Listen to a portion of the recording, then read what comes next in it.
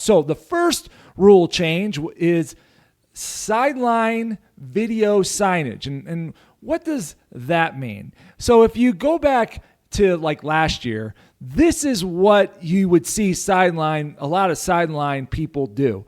They'd be holding up these cardboard unique signs with, it could have these type of pictures in it. And what they were doing is they're trying to signal into their fellow players what the play is, what the offensive play is. But if you notice on that picture, they're all cardboard signs. They're paper signs. Well, apparently, a lot of high schools must not have had a good art department, because what happened is now they're saying that these signs can be an electronic sign.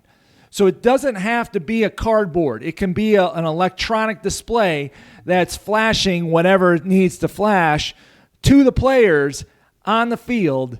It does not have to be a cardboard sign. It can be an electronic device of some sort to relay that message. So our next new rule, you saw a little bit of it. Well, there's a sign. So you don't need those anymore. They can be an electronic sign.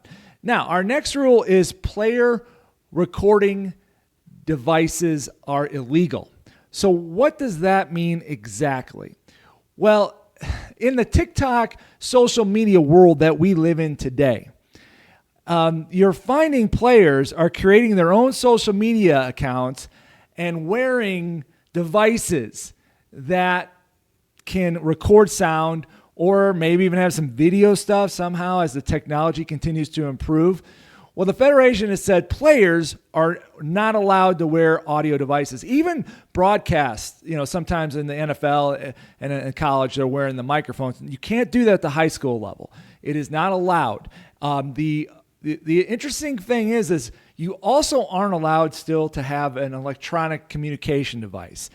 And it's funny because softball, for example, you can have a communication device to talk to the catcher, which I don't know why they're still, in high school football, they're still saying, no, you cannot do that. You cannot have that as an electronic device, communication device, whatever it might be, because they've just still deemed it illegal. And the players can't have their own stuff on there to do what they're doing. Now, they haven't said anything. It's funny. They haven't changed anything about the officials, which is interesting. So we're going to show a video. This is an official, but if this were a player, this would be illegal. But as an official, and this is a guy named Jeremy Barnes. He's a TikTok sensation in officiating. Some of you might know him. But this type of stuff is legal for the official. Get caught. Come on. Illegal for a player. Yes, sir. Shout out to my wife for recording. 1, 2, 3, win. Let's go. Week 4. All right. So you hear that he had the video or the recording device on him, and he was being videoed.